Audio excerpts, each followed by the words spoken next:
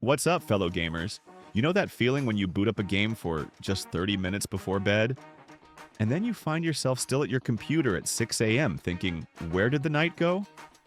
If that sounds like you, then welcome to the club of sleepless gaming addicts. Today I want to share with you games that ruthlessly steal your time, but give you unforgettable emotions in return. Let's dive in. The Division 2. You know, friends, there are games that pull you into their world so strongly that you forget about everything else. The Division 2 is exactly that kind of game that made me watch the sunrise at my computer more than once, thinking, just one more mission and that's it. And then it turns out it's already morning and you realize, got hooked again. Washington in this game is just something incredible, guys. A city after the apocalypse where every street tells its own story, where danger can be waiting around every corner. The atmosphere here is just stunning. Destroyed monuments, overgrown parks, abandoned neighborhoods. I'm being honest, sometimes I just stopped and admired these views. Everything is so detailed and well crafted. The gameplay here is absolutely addictive. Tactical shootouts where every piece of cover matters, tons of loot that you want to collect endlessly, and this progression system. It's like a drug or something. Especially when you're playing co-op with friends, time flies by unnoticed. The Dark Zone is a whole separate topic. Adrenaline goes through the roof when you realize other players can betray you at any moment. There's an ocean of content here, friends. Main campaign, side missions, raids, seasonal events. The developers really went all out. Ubisoft definitely knows how to make service games that keep you hooked for months. And what's really nice is that the game constantly gets updated with new content. The only thing that might confuse newcomers is the pretty high barrier to entry. But trust me, if you give the game a chance and figure out the mechanics, you'll get hundreds of hours of engaging gameplay. Especially recommend it to those who love loot shooters and tactical action games. 10 out of 10, no doubt. Rust. A game that literally won't let you go. Rust is the kind of thing that turns you into a real zombie in front of your monitor. You sit down in the evening for just an hour of gaming, and then you realize it's already dawn and you're still building your base or planning a raid on your neighbors. You know, guys, rarely can a game keep you constantly on edge like this. There's no pause here, no saves. Your base can be destroyed while you sleep. This creates such a feeling of constant anxiety and at the same time incredible excitement. Wake up in the morning, yet first thing you do is check if your fortress is still intact. Survival in Rust is a real art, I swear. You start naked with a rock in your hands, and in a few days you already have a whole empire with automatic weapons and helicopters. The crafting here is just phenomenal. You can sit for hours improving your gear, building more and more cunning traps. But the most interesting thing in Rust is the interaction with other players. You never know who's your friend and who's your enemy. Here you meet a person on the road. Will they help or kill you? This uncertainty creates such an atmosphere that you won't find anywhere else. PvP here is just insane. Raids on other people's bases, defending your territory, politics between clans, everything like in a real post-apocalyptic world. Sometimes you sit in ambush for hours waiting for the right moment to attack. Of course, the game isn't for the faint of heart. Here they can insult you, rob you, and just kill you for fun. But if you're ready for this chaos, you'll get unforgettable emotions. Rust is pure addiction, a game that changes your daily routine. I recommend it to all hardcore survival lovers. Bramble, the Mountain King. I'm sure you know that there are games that simultaneously scare and mesmerize you. Bramble the Mountain King is exactly that. A fairy tale that turns into a nightmare, but it's simply impossible to tear yourself away from it. This game literally hypnotizes you with its dark beauty. The story here is based on Scandinavian folklore, and you can feel it in every detail. You play as a little boy who sets out to save his sister from a world populated by monsters from children's nightmares. The atmosphere is so thick that you get goosebumps constantly. The visual component is simply a work of art, guys. Every frame could be used as wallpaper. Dark forests, misty swamps, ancient ruins. All of this looks simultaneously beautiful and terrifying.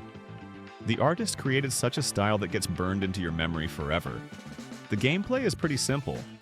Mostly you walk around, solve simple puzzles, and run away from monsters. But this doesn't make the game boring. On the contrary, the simplicity of mechanics allows you to fully immerse yourself in the atmosphere and follow the story. The enemies here are a separate topic. Each monster is unique and terrifying in its own way. Some encounters make your heart beat faster, especially when you realize that running away is the only option to survive. The sound design is at the highest level. Music, forest sounds, character voices, all of this creates such an atmosphere that you want to play only with headphones in the dark. Bramble isn't a very long game, but every minute is memorable. This is one of those projects that prove indie developers can create real masterpieces. Definitely try it if you love atmospheric horror games. Bloodborne. This game literally turned me into a masochist. Bloodborne from Software is such an addiction that makes you come back again and again, despite endless deaths. How many times I told myself just one more try and watch the sunrise with this game. Yharnam is a city of nightmares where every alley hides mortal danger. Victorian Gothic mixed with Lovecraftian cosmic horror. I haven't encountered such atmosphere in any other game. Here, every turn, every shadow can hide another monster from your worst dreams. The combat system here is more aggressive than in Dark Souls. No shield, only quick attacks, dodges, and risk. The health regain mechanic through aggressive actions is just genius. It forces you to play boldly, not hide in corners. The bosses in Bloodborne are a separate poem, guys. Each one is unique, each requires its own approach. From Father Gascoigne to the final cosmic horrors, every battle is remembered forever. And what adrenaline when you finally defeat a boss after dozens of attempts. The game's lore is just phenomenal. The story about hunters, ancient gods, and the cursed city unfolds bit by bit. Every item, every note adds a piece to the puzzle of the overall picture of madness. The Old Hunters DLC is the cherry on top. Additional locations, bosses, and story make the game even more complete. Orphan of Kos still haunts me in nightmares. Bloodborne isn't just a game, it's a test of character. It will teach you patience, persistence, and joy from overcoming difficulties. If you're ready for the challenge, welcome to Yharnam. Just don't say later that I didn't warn you. Uncharted. This is where I understood what a real cinematic adventure is. The Uncharted series is like a marathon of the best adventure movies, only you're the main character yourself. I started playing the first part and couldn't stop until I completed the entire series in a row. Nathan Drake is just the most charming character, guys. His jokes, resourcefulness, ability to get out of the most hopeless situations. You follow this like a good TV series. And what dialogues, what chemistry between characters. Lena, Sully, Chloe, everyone is memorable for a long time. The action scenes here are just crazy. One moment you're hanging from a breaking train, the next you're running from a collapsing castle, then fighting on the roof of a plane. Naughty Dog knows how to create such moments that take your breath away. Especially the fourth part. Like, the Jeep chase there is just epic. Puzzles and exploration of ancient ruins are separate magic. You feel like a real archaeologist solving mysteries of the past. Those moments when you find a hidden mechanism or decipher an ancient map. Pure delight. The graphics in all parts are at the highest level. The locations are especially impressive. From Amazon jungles to snowy peaks of Tibet. Each level is like a separate work of art. You want to explore every corner. You know what grabs you most in Uncharted? Is the humanity of the heroes. They're not supermen, they make mistakes, doubt, joke in the most tense moments. This makes the adventures incredibly alive and emotional. Uncharted is mandatory for every gamer. If you want to feel like Indiana Jones, don't hesitate to pick up this series. Black Myth: Wukong. Here it is, the game that showed what the Chinese gaming industry is capable of. Black Myth: Wukong just blows your mind with its beauty and epicness. It's such a visual extravaganza that your eyes rejoice every second. I honestly couldn't tear myself away from the screen. Everything is so mesmerizing. The story of the Monkey King is presented here with such scope that it takes your breath away. Every location is a work of art inspired by Chinese mythology. Mountains, temples, mystical forests. Everything looks so detailed and atmospheric that you want to explore every corner.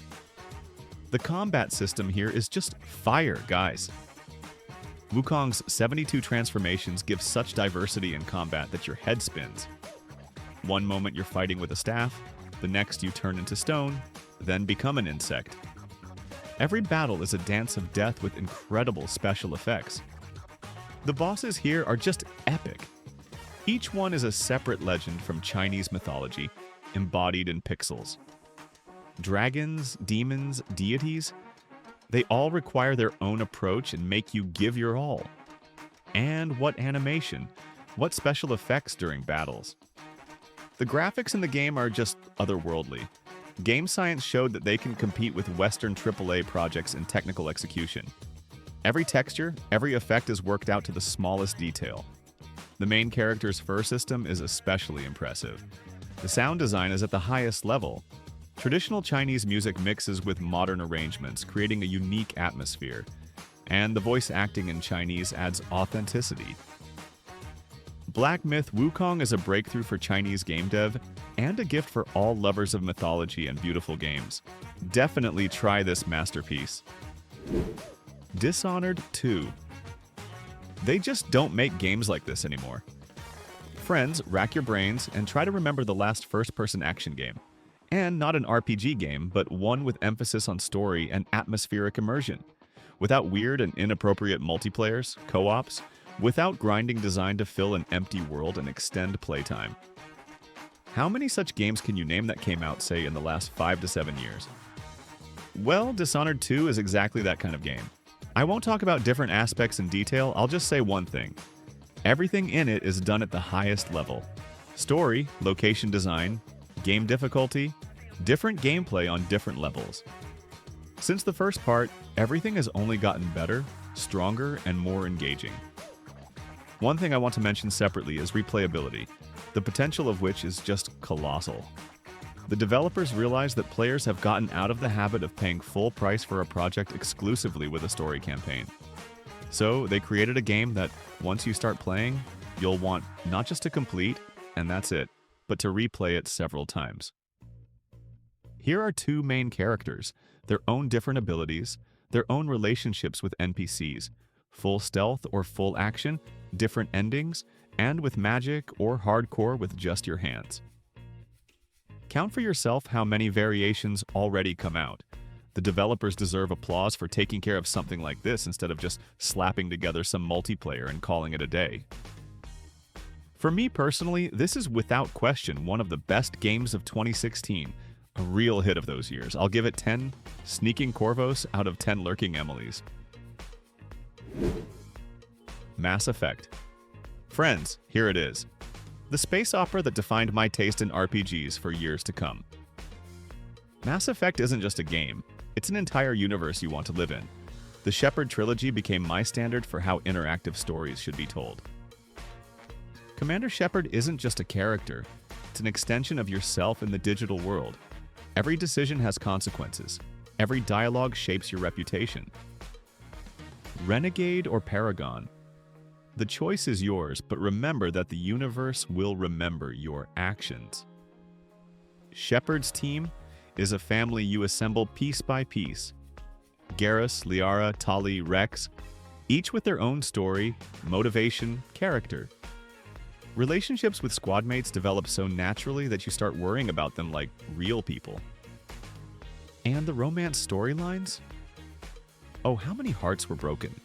The gameplay evolved from part to part. The first, pure RPG with deep progression. The second, action with RPG elements. The third, perfect balance. Combat is dynamic. Using biotics and tech adds tactical depth. The Mass Effect universe is worked out to the smallest detail. History of races, politics, technology, religion. Everything is logical and interconnected. You can read the codex for hours, diving into the lore of this world. The trilogy's finale still causes debates, but the emotional impact is undeniable. Saying goodbye to the team, sacrifices to save the galaxy, all of this gets burned into memory forever. Mass Effect is mandatory for every RPG lover. This trilogy shows what video games can be as an art form. Ark Survival Evolved. Do you know a game that can turn you into a paleontologist, builder, and warrior all at once? Ark Survival Evolved is such an all-consuming thing that time just disappears in it. You wake up on an island with dinosaurs, and off you go on an adventure for hundreds of hours. Just imagine, you start naked on a beach, and real dinosaurs are roaming around. Dilophosaurs, raptors, T-Rexes, everything like in Jurassic Park, only even cooler. And the most incredible thing, you can tame them. There's nothing more epic than flying on a pteranodon over jungles or riding a Rex. The crafting here is just limitless. From stone axes to laser rifles, from straw huts to metal fortresses. You can build entire cities, create complex mechanisms, breed dinosaurs. Every time you find something new to study. The ARK world is huge and diverse. Tropical islands, snowy mountains, underwater depths, even space stations and DLC. Each map is a new universe with its own secrets, resources, and dangers. Exploration is incredibly addictive. The tribe system adds a social element. You can play solo or team up with friends, build bases together, wage wars between tribes. PvP here is epic. Raids on flying dragons, sieges with artillery. Taming dinosaurs is separate magic. Each species requires its own approach. Some need to be knocked out, others fed, still others defeated in battle. And when you have an army of tamed predators, you feel like a real ruler of the world. Ark is a game for those who love long-term projects and aren't afraid of complexity. Here you can spend thousands of hours and still find something new. Clair Obscur Expedition 33. 33 escaped employees from Ubisoft made a game that Ubisoft never even dreamed of making. Can you already nominate it for Game of the Year just for the musical accompaniment and voice acting? No, don't think that, friends. I'm not putting down people working at Ubisoft. Quite the opposite, actually. This proves by such a small, departed collective that there are many talented people there. But they are, like birds in a cage. They're prevented from opening up, flying, and creating. The problem with large corporations is the completely deadened desire of management to hear us, ordinary gamers. And all this is in favor of shareholders in the pursuit of profit, of course. What do I want to tell you about the game? It's even hard to call it a game. It's literally a work of art, whose calling is to give us players pleasure. Pleasure literally from everything. From magnificent graphics and normal optimization. From beautiful and living characters that you simply can't help but empathize with until the very end of the game. From enchanting classical music and from the frightening and simultaneously mesmerizing world. And the story, friends. This is the pinnacle of creativity. This is even hard to describe in words. At first, yes, it seems like everything here is, the drunken delirium of a French sailor who fell asleep in a coastal brothel. But then, getting hit with a story twist at the end of the first chapter, and then again at the end of the second, you start thinking about the meaning of existence. Well, and then you get to the ending. Or rather, the endings. You sit for about 5 minutes with the controller in your hands and an empty stare, just looking at the monitor, trying to comprehend all the depth of these depths. I want to thank the developers from the bottom of my heart. You didn't just make a game, guys. You created real art. Thank you for the atmosphere, for honesty, for putting your soul into it. Friends, this is one of those games after which you're no longer the same person you were before. Play this game, and then you'll understand what I'm talking about. Well, friends, these were games with which you can watch more than one sunrise. Games that are so addictive that you simply lose track of time. And by the way, I don't regret one bit that I spent thousands and more hours on these games. The emotions I got more than paid for all the time spent. I understand that everyone will have their own personal top, and it's simply impossible to please everyone. Tastes are different for everyone. Oh, by the way, write in the comments about your top games with which you watch sunrises. It'll be interesting to read. Maybe I'll discover something new for myself, or someone from the viewers will find something new. In general, write in the comments games you couldn't tear yourself away from, because there are very few such games in our time. Friends, if it's not too much trouble, please hit that like button. It would make me incredibly happy. And if you're not subscribed yet, think about subscribing, Asanya. There'll be lots of interesting stuff ahead. Well, as always, thanks a lot for watching. I'm giving you a hug, and good luck, friend.